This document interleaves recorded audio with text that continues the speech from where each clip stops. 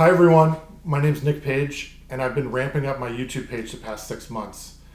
Today I was lucky enough to have my first big conversation with historian and author John Bicknell on his book, The Pathfinder and the President, about John C. Frémont and Abraham Lincoln, and a lot of other stuff in between.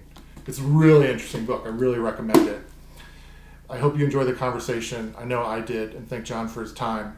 If you like content like that, hit like and subscribe, and I'll be right here. Tell me a little bit about your book and why you wrote it. It's the story of the relationship between John C. Frémont and Abraham Lincoln during the Civil War. Frémont was a world famous explorer, had gained great fame in the 1840s for his explorations of the West, and he was the first Republican presidential candidate in 1856. Hence the title of the other book, Lincoln's Pathfinder. He blazed the trail for Abraham Lincoln to be elected in 1860. So I followed that book up with this one to sort of further explain the story of Frémont and how he and Lincoln came to not get along. Got it. Do you think Fremont is an underrated figure in American history? Do you think he's forgotten about a little I bit? think he is somewhat forgotten about. I don't know that he's necessarily underrated.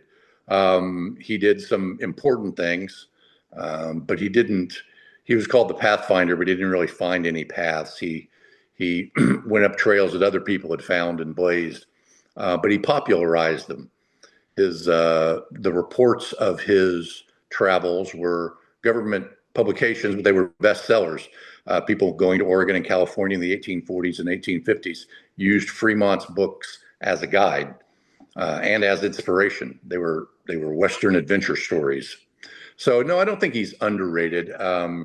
He even in his own memoirs, he acknowledged really that his useful life had ended after his explorations. The memoirs end there. They don't talk about running for president or serving in the Civil War at all. Yeah, he entered another world there. He acknowledged that he was not fit to succeed in. Gotcha.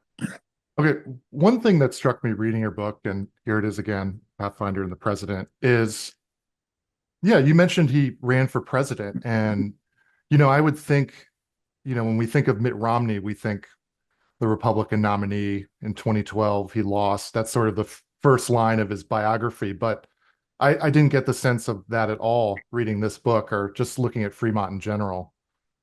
That's sort of lower on the totem pole. Would you agree with that? Yeah, he and it was as you read if you read his obituaries, you'll see that his fame came earlier, and really the happiest parts of his life, I would argue, came earlier. He was not a natural politician. He was nominated because he was famous, not out of any great desire on his part to be president or for the politicians to bring him into the fold. He was always an outsider in that sense, both in politics and in the military. So he would, I think, if Fremont had written his own obituary, he certainly would not have led with the 1856 presidential nomination. Got it. And one thing that's interesting in that, before we get into his early life, was he was senator from California, first senator elected, one of the first two in 1850. But then he lost California in the general election in 1856. Can you talk about that and maybe why? Yeah, a couple of things. One, a lot had changed in California in those 6 years. Um, Fremont was elected to the Senate based on his fame. He was very popular as a symbol in California of California's emergence from Mexico and as a state. But he drew the short straw, so served a very short term. Didn't really distinguish himself in a very brief Senate term, and was not reelected. The legislature, which elected senators in those days, couldn't agree on a candidate, and Fremont was not reelected. Um, After that, Southern influence in California became quite a bit stronger. A lot of immigration from everywhere, but a lot of immigration from from the South. Southern sympathizers were in power in California, and they had little use for Fremont. They had little use for the Republican Party, really, and so he was not able to win the state in 1856. Got it. Can you talk a little bit about his early life and what that was like and why maybe he became an abolitionist? Sure. Well, Fremont was born in Savannah, Georgia. He was born in the Deep South, and he was raised mostly and went to college in Charleston, College of Charleston. He didn't graduate. He was kicked out for not attending class enough. But he had made a good impression on some powerful men in Charleston, including Joel Poinsett, who became Secretary of War in the 1830s and gave Fremont his first real exploring job, if you call it that. He was looking for a way to build a railroad through what was formerly Cherokee land in the 1830s. And that really set Fremont on his path. He joined the Army Corps of Topographical Engineers, was given another assignment in the Midwest in the Dakotas. And from that, he met Senator Thomas Hart Benton, who was a great proponent of westward expansion, chairman of the Military Affairs Committee in the Senate. And of course, through that, he met Benton's daughter, Jessie Benton Fremont. They eloped. Benton was not too happy about that, but he got over it and really became Fremont's great sponsor, which allowed him to become this famous explorer. From there, his path to becoming an anti-slavery figure, it's a little bit of a mystery. I mean, it was sort of an opportunity, really. As I said before, Fremont was not really a natural politician. He didn't have a great interest in politics. He was elected to the Senate, but didn't do much. He became the Republican presidential nominee because he was famous, because this new party needed a brand. And the other candidates, William Seward, Salmon Chase, who had been longtime anti-slavery activists, both were a little wary of being the nominee in 1856. They feared the party wasn't really organized well enough, sure to lose. They ended up being right. But Fremont wasn't at this point what you'd call an abolitionist. He was anti-slavery. He opposed the extension of slavery into new territory. That was the Republican platform. He really became radicalized after the war started. He became convinced after 1 month in Missouri, July to August of 1861, where he was commanding the Department of the West, that emancipation was absolutely essential to winning the war. Even as early as late as May of 1861, he had given a speech while he was still in Europe, urging the South to lay down their arms and come back. No questions asked. He didn't mention slavery at all. So somewhere between May and August, he became convinced that it was absolutely necessary. Got it. And then when he was involved in westward expansion, there's that famous, painting of him with the flag and the Rocky Mountains. And did he make his wealth before then, or was that after? Can you talk about that? He bought a plot of land near what would become Yosemite National Park, I believe in 1847. I got a good deal on it, $3,000, sort of an insider trading kind of thing. And then discovered gold on it. So it sort of just fell into his lap. He didn't really do anything. He discovered gold. There was a lot of gold. It was easy to get, and he became rich. As it got harder to get out of the ground and more expensive in processing, it became much more of an active business that Frémont was not qualified to run. He hired people to do it for him. A lot of those people took advantage of him. There was also a huge problem in California of squatters on land. It was really the Wild West, and a lot of people were squatting on Frémont's land, taking some of the gold. A lot of lawsuits, some violent confrontations, but that's how he got rich. Not through so often is true in Frémont's life, not through any pursuit of his own, but it just sort of happened to him. Well, luck. So now, his early, also, was he a religious man? His wife was Catholic, right? No, neither of them were Catholic. He in fact had to deal with accusations of being Catholic Yeah. during the 1856 campaign. Um, they Frémont refused to say anything about it. It was really costing support in some quarters among anti-Catholic, anti-immigrant know-nothings and Republicans in 1856. But Frémont said, look, there's nothing wrong with being a Catholic, so I'm not going to make a big statement about I'm not a Catholic. I'm not a Catholic. Doesn't matter.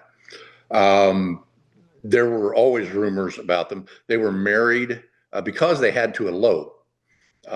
They grabbed the first minister they could find, and it happened to be a Catholic priest. So people sort of held that over his head as well.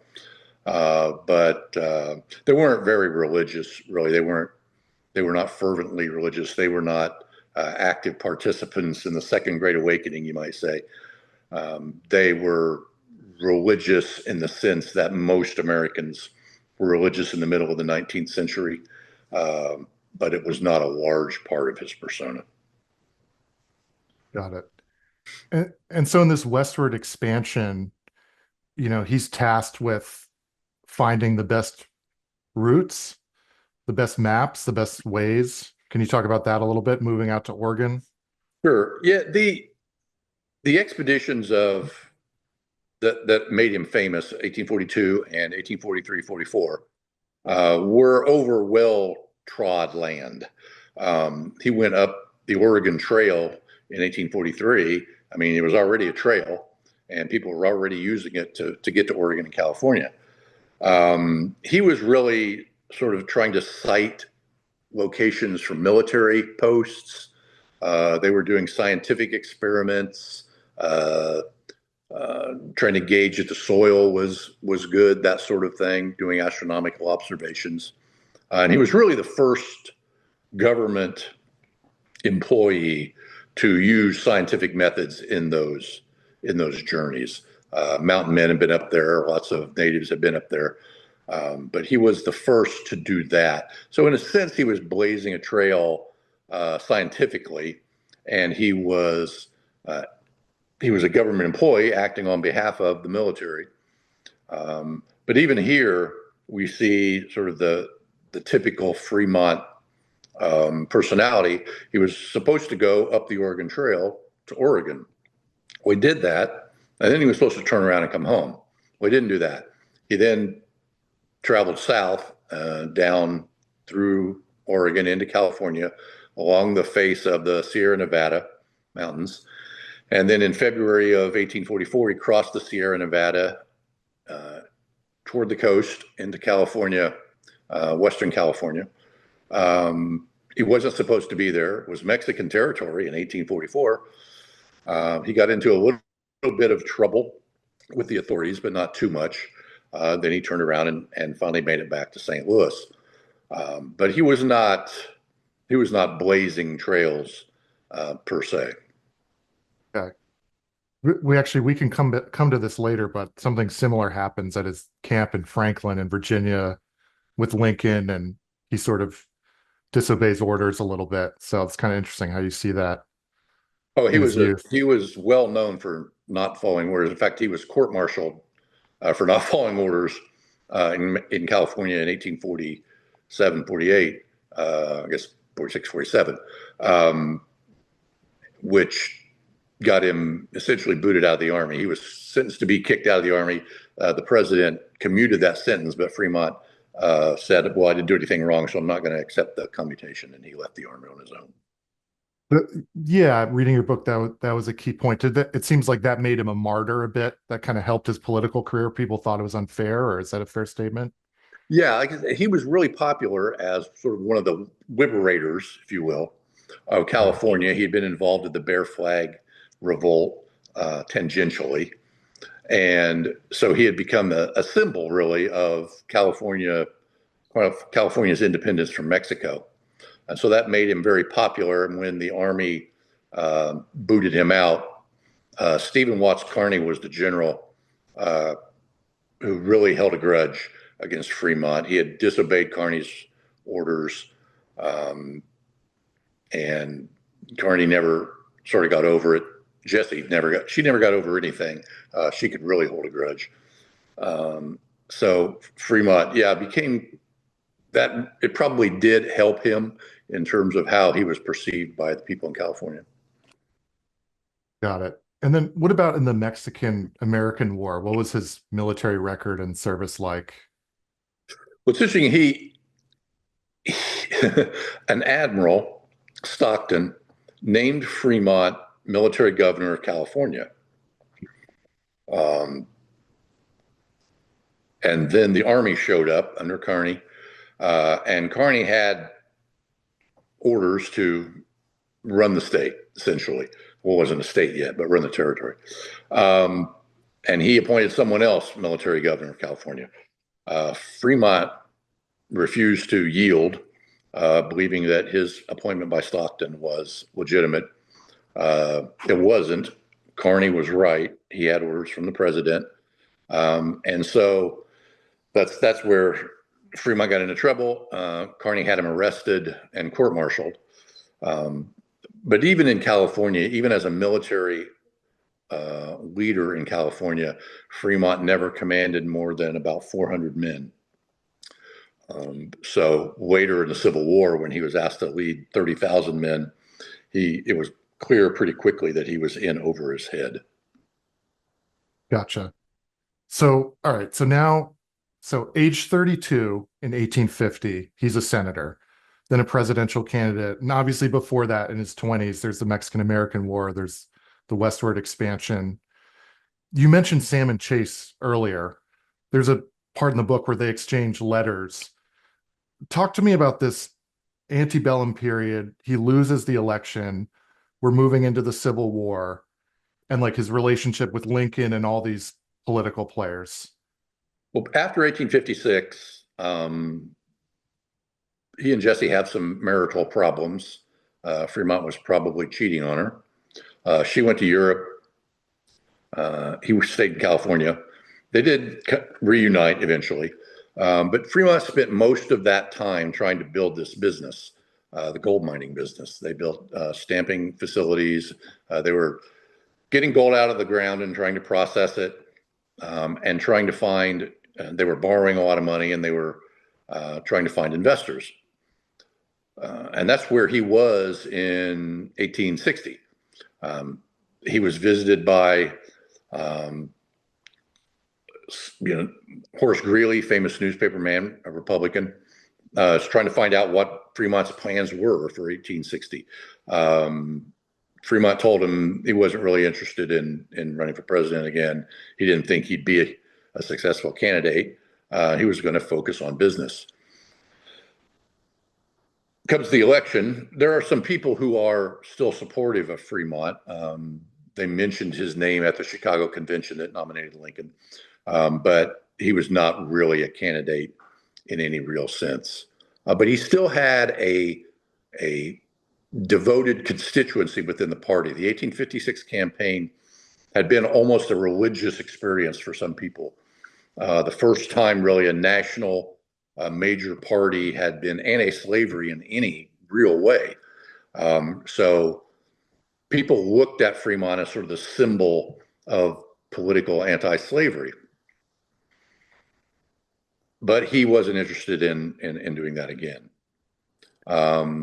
Lincoln had sent an emissary to him in late 1860, when it became pretty clear anyway, that Lincoln was going to win that election. The Democrats were very divided, to sort of feel Frémont out about what job he might want. He was considered for Secretary of War. He was considered for Minister to France. He didn't get either of those jobs. He really, if he was going to take a job, he wanted to be in command of a military unit. So Lincoln named him commander of the Department of the West, headquartered in St. Louis, territory that stretched from the Mississippi River all the way to the Rocky Mountains. A gigantic job for which Frémont was not suited. As I noted earlier, he'd only commanded about 400 men at most in California. He was now commanding 30,000. His administrative skills were low, let's say. He had not gone to West Point. He didn't have, the type of military training that would have led him to understand the broad strategy or the tactics necessary to lead an army of that size into battle. But Lincoln said, I want you to go out there. You have carte blanche. You can do whatever you need to do to succeed. You need to make Missouri safe for the Union and safe as a base for invading the South. He's given this job. He can't do it. He's not up to it. And he runs into all sorts of trouble because of that. Trouble with the people there, with the native groups? He ran into trouble with the local politicians, with a man named Frank Blair, who was a congressman from St. Louis, plays a large part in the story. An ally of Lincoln, the son of Francis Preston Blair, who was a very powerful man in the Republican Party, and an ally of Lincoln for the most part.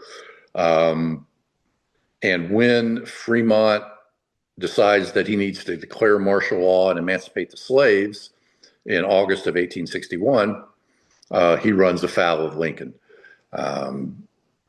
He doesn't discuss this with anybody. He doesn't talk to the governor. He doesn't talk to Blair. He didn't even talk to his wife, and he talked to her about almost everything.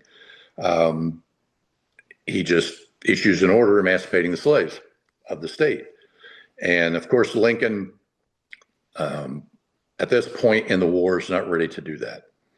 So he sends Frémont a letter telling him he wants Frémont on his own to reverse his order. Where Frémont refuses to do this, he says, if you want the order reversed, you're going to have to order me to do it. Lincoln does order him to reverse it, so it's reversed. But then Frémont sends Jesse to Washington to try to explain the situation in Missouri to Lincoln. And they have very tense, almost hostile confrontation in the White House. Frémont justifies emancipation as a military necessity. And he has been in Missouri a month, and he has come to the conclusion that with slavery intact, the South cannot be defeated. That slavery underpins the entire war effort of the Confederacy. And so it is a military necessity to emancipate the slaves. Lincoln, still at that point, sees the war and emancipation as two separate things. It's not that he's a reluctant emancipator, it's that he wants to win the war as quickly and as peaceably, if you can win a war peaceably, as possible, with as little disruption to the national culture as possible. And so he overrides Frémont. And then Frémont has other problems in Missouri. He has a General Nathaniel Lyon who marches across the state, loses a battle, and gets killed in the process. Frémont had not ordered him not to fight, but he suggested he shouldn't fight because Frémont couldn't send him any reinforcements. He was reinforcing a strategic point, Cairo, Illinois, where the Ohio and the Mississippi come together. Fremont has problems with contracting. He has a crooked quartermaster, Justice McKinstry, who is sort of taking a cut of every contract, essentially, enriching himself. Fremont's not enriching himself. He's already rich, but he's not paying attention to what's going on. He doesn't really care. He just, they were in kind of a bind. The army in the East was not sending them supplies. They had to get their own supplies. They had to hire brokers to do this. It cost a lot more. So investigators were checking up on his contracting practices. He had a problem with Frank Blair. Blair was beginning to question Fremont's military capacity, but he was also unhappy that Fremont's friends were getting these contracts instead of his friends. And then finally, toward the end of September, Fremont takes his army and goes west across Missouri, never catches up to the Confederates, never fights a major battle. They have one small cavalry skirmish in Springfield, and Fremont is relieved of command at the end of October. Fascinating. One note, so he promoted Ulysses S. Grant in the West, right? Yeah, one of the things I try to talk about a little bit in the book is that history is unkind to losers, and in the Civil War, Fremont was a loser. And when you do that, when you lose, people forget about all the good things you did. That there's the balancing act is not right completed. You're just sort of shunted to one side. Fremont did give Grant his first field command. It really set him on the path to success. The unhappiness with the contracts included contracts to build riverboats that Grant used to conquer Vicksburg. So Fremont did some good things. He built hospitals. He used a train. He used railroads to move wounded soldiers, set up medical facilities on the trains, really a first for the military, saved hundreds of lives. But that stuff all sort of gets washed away in the bigger picture. We touched on his personality a little bit earlier, and this segues into my favorite chapter, which is titled "A Jackass You Can't Guide at All." Can you talk a little bit about that and what happened in Virginia with Lincoln and Fremont? And Sure, that's a quote from Lincoln talking about Fremont. It's a story. I don't remember exactly the full story. It's a story Lincoln tells, and it's obviously aimed at Fremont. After he was relieved of command in Missouri, many of the anti-slavery people who had rallied to Fremont's side because of his Emancipation order began demanding of Lincoln that he give Fremont another job. And in March of 1862, he gave Fremont command of the Mountain Department in Western Virginia. It's Shenandoah Valley and the mountains to the west of there. Again, he's in charge of 20,000 or so troops. He's given orders that can't be followed. I mean, this was the great problem that Fremont encountered in West Virginia, or Western Virginia still, was that he and Nathaniel Banks and Irvin McDowell, the other two generals in that part of Virginia, with no commanding general in place, they were all being shunted about by Lincoln and Stanton. The two lawyers were directing the three generals, one historian said, and it didn't work out very well.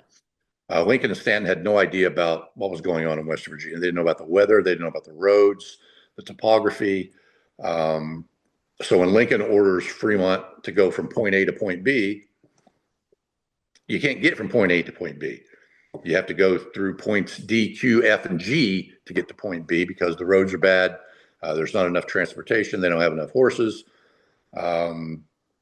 Soldiers are underfed.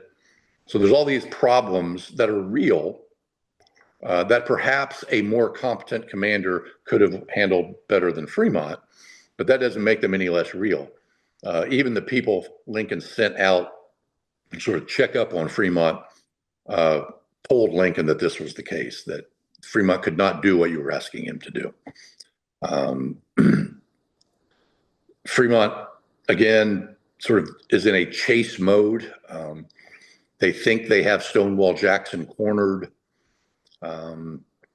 in May, but he escapes. Fremont chases him down up the Shenandoah Valley south, fights one major battle at Cross Keys and loses.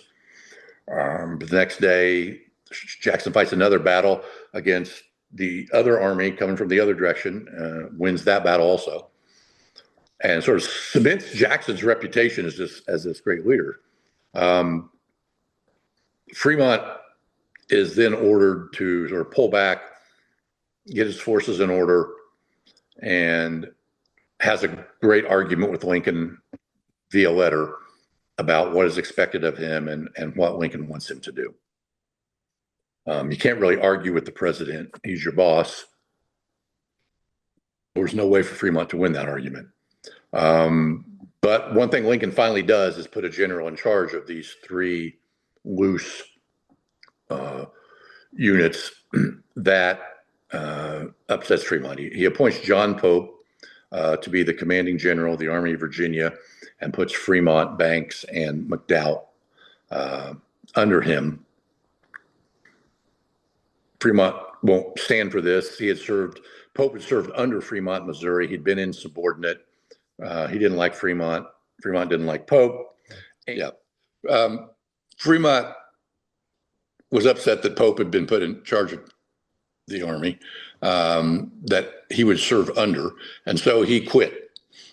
He basically asked to be relieved of command. His request was granted, and he went home to New York. He didn't know it, but that was the end of the war for him. He never got back into the fight. He was considered for some other jobs. Pressure was again put on Lincoln to give him a job. He was considered as commander of all black troops in 1863. He was considered for military governor of North Carolina. He didn't get either of those jobs. And so what Fremont decided to do was run for president. He was sort of fed up with how he perceived Lincoln was treating him. And he was going to either challenge Lincoln for the Republican nomination in 1864 or run as a third-party candidate. It looked possible in 1864 that Lincoln might be vulnerable in the nomination race. Salmon Chase, the Secretary of the Treasury, was considering challenging his own president. That sort of blew away early in the year. But as it became obvious that Lincoln was going to be the nominee, Fremont switched gears and became the nominee of sort of an ad hoc group called the Radical Democrats. He won a nomination at a convention in Cleveland, and from the end of May until September, he was a candidate for president. He eventually withdrew ungracefully, saying nasty things about Lincoln, even as he left the race. So that part of the relationship, a relationship that was already sour, turned even more sour. So that was sort of the end of things. Of course, Lincoln was reelected. After he was reelected, he appointed Chase to be the new Chief Justice of the Supreme Court. And that inspired a man named Joseph Medill, who was publisher of the Chicago Tribune, to write to Lincoln and ask him to consider naming Frémont minister to France. There was an opening. That Lincoln was this magnanimous person who could give Chase this wonderful job, even though Chase had been disloyal and, considered challenging him for the presidency. But for Frémont, that was a bridge too far for Lincoln. He never responded to Medill, and that was the end of the war for Fremont. Lincoln, did he not like Fremont just before the war, just any bit of the day? They had no relationship. They, as far as I can make out, they had never met. Lincoln was considered as a vice presidential candidate in 1856. He got the second most votes at the convention for vice president. But I don't believe the men ever met until Fremont went to Washington to get his commission. That's not true. Sorry, they met in February of 1861 in New York.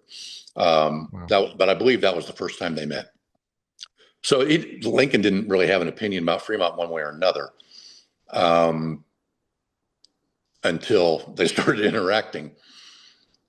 Lincoln was a very patient man, and he put up with a lot from a lot of generals. He put up with more from McClellan than he ever did from Fremont.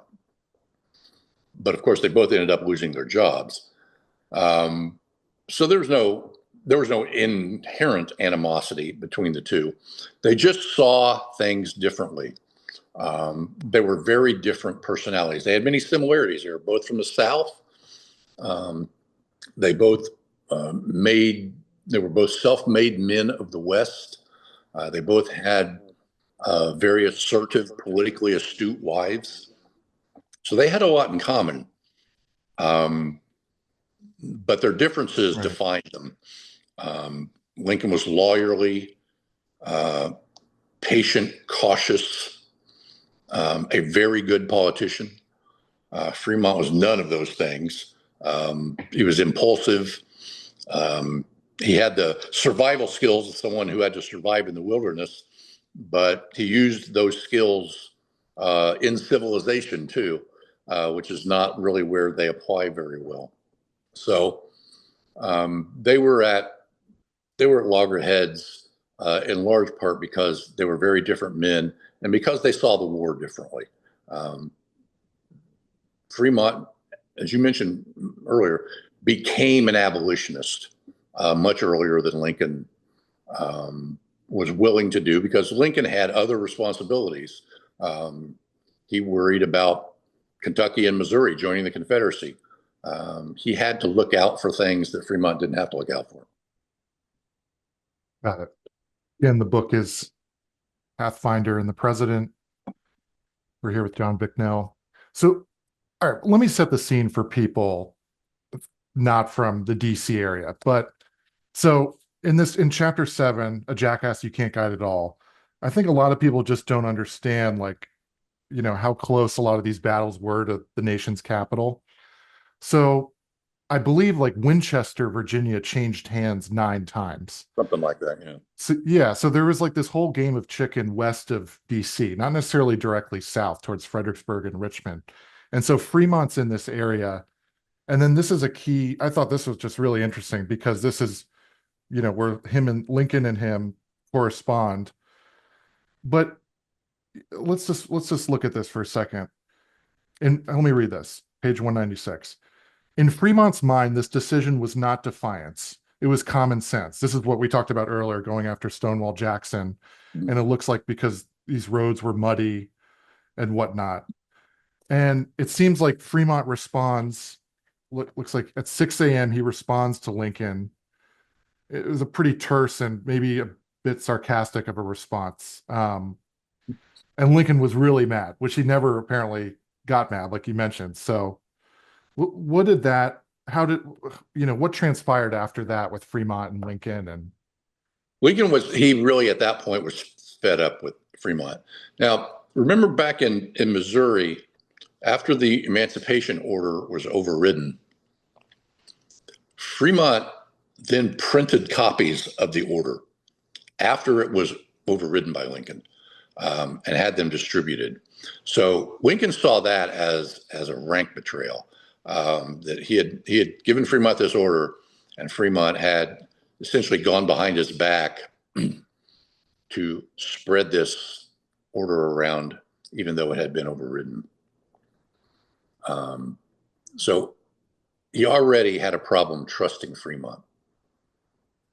When he Right. ordered him to Moorfield, he expected him to go.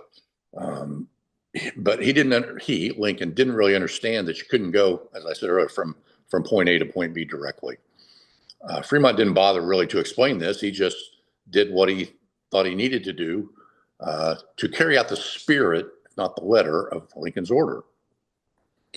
You could say that Fremont was being a bit disingenuous, but the problem of getting from point A to point B was real. But he also could have kept Lincoln better informed of what he was doing. He didn't, because that wasn't his personality. He was defiant of authority. If you think about the jobs he had, being defiant of authority is probably not the best skill, the best attribute. You're in the military, you're supposed to follow orders. So he and Lincoln really clash about what Fremont perceives as Lincoln's not living up to what he had promised Fremont in terms of the number of soldiers and supplies and that sort of thing. Lincoln takes great umbrage at this, writes a letter back to Fremont telling him, look, I've given you everything you asked for. You've not done A, B, C, and D. I'd like to see some results, basically. What Lincoln wanted was victories. He wanted victories in the field. He didn't really care how you achieved them. But if you didn't achieve them, he wanted to know what the hell was going on. I think there's a theme where, some of these generals and military leaders, knowing history, they probably didn't think a president would micromanage them. Is there a practical thing there, an ego thing a bit, maybe? There's always a tension between the civilian command and of the military. Another of Fremont's many problems was that he didn't get a lot of backing from other officers in the military. He was unpopular with them. He was not a West Pointer.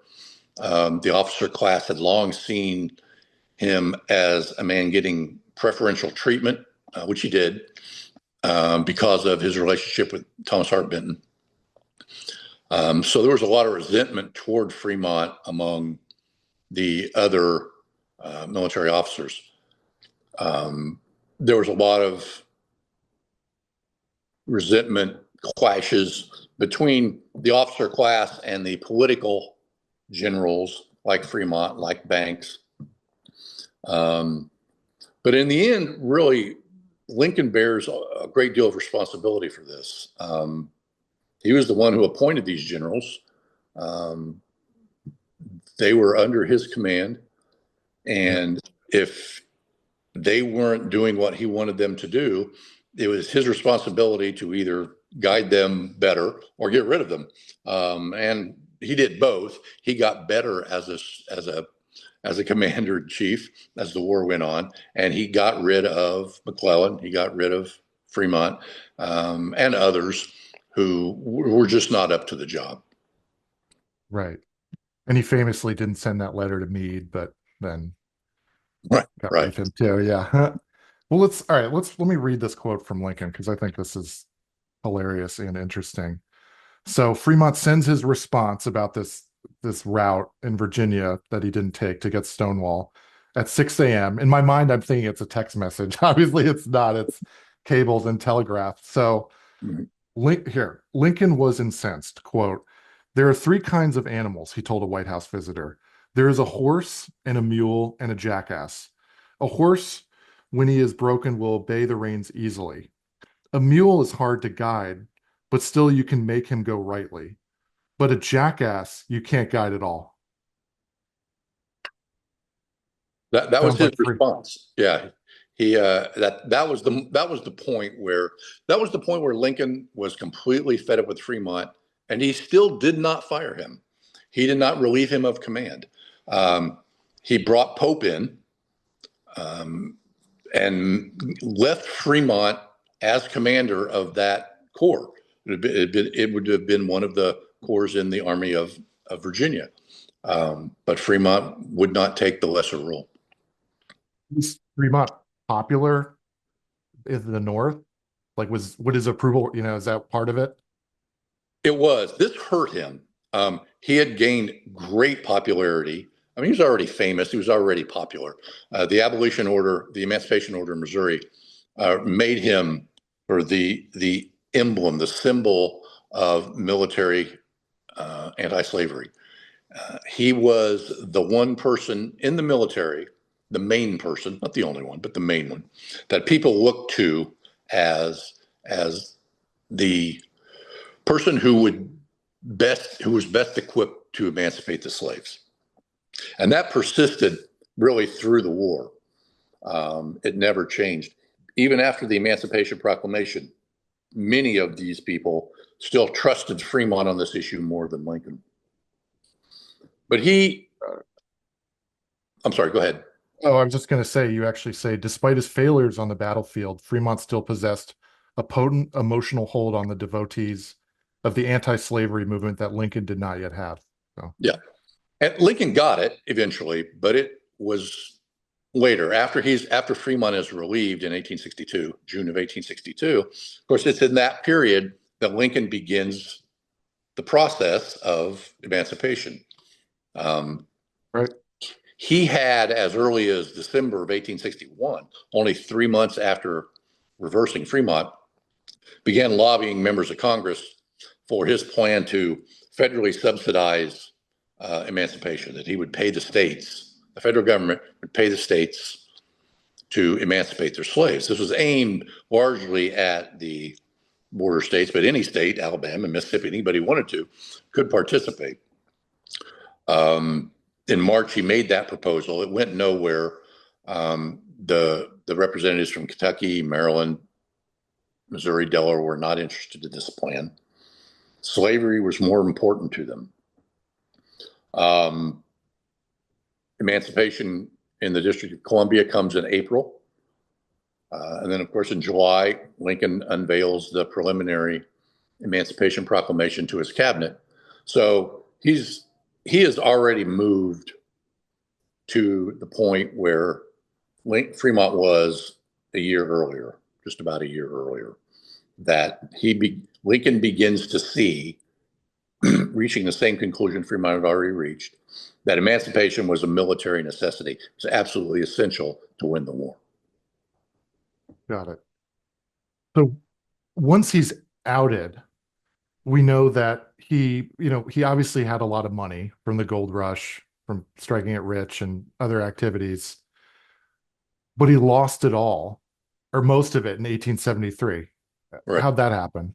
He frittered a good deal of it away before that on railroad investments, but in the panic of 1873, a depression, he largely lost the rest of it. He had been involved with this was a problem he had. He wasn't a businessman, and he didn't really understand how other people operated. He was a terrible judge of character for the most part. With the single exception of being able to judge whether men could thrive in the wilderness. But once Fremont got into civilization, he always got into trouble. So they lost all their money. Most of it, began selling things to get by. Jesse became essentially a full-time writer to earn a living. Fremont was appointed territorial governor of Arizona in the 1870s by Rutherford B. Hayes, who had served under him during the war. I think he was there for 2.5 years or something. Didn't do much, was trying to get into mining again in Arizona. So that was the sort of the after war for Fremont. It wasn't a very happy time for him or for Jesse. Although she wrote some interesting books, mostly reminiscent type books about their lives. And Fremont dies in 1890, and Jesse dies 12 years later. Yeah, it looks like he basically was pretty depressed after the Civil War, and even people talked about his appearance in general just didn't look great. So he aged a lot during the war, actually. So did Jesse. That probably happened to a lot of people. Lincoln did too. Um, but yeah, he was. I mean, I'm not going to judge his psychological state of mind, but I can imagine that it was very difficult for them, having been, up here, to have lost all of that and lost not just the money, but the fame and honor. Um, that this was a man who was world famous, famous in Europe, um, well respected in Europe among abolitionists. And that really all just sort of went away. How'd you become interested in Fremont? And then sort of a two-tier question. Do you like the antebellum period in American history? Is there some stuff that sticks out to you about that you like in general? Yeah, I mean, I'm really interested, obviously, in the Civil War, but in westward expansion is a favorite topic of mine. My first book, America 1844, is a book about the 1844 presidential campaign, but it also includes sort of the cultural milieu in which that campaign took place, which was it was a big year for immigration to California. Um, and there's a chapter in there about Fremont's expedition of 1843-44. So that was always interesting to me. The campaigns of 1844 and 1856 are really sort of bookends. The 1844 campaign was where the Democratic Party began to have cracks regionally, north and south. And 1856, of course, is the first Republican campaign after the breakup of the Whigs. So they're sort of the bookend crack up campaigns, which is why those two books kind of go together. Right. And in 1856, there was the Know Nothing Party doing pretty Right. well, right?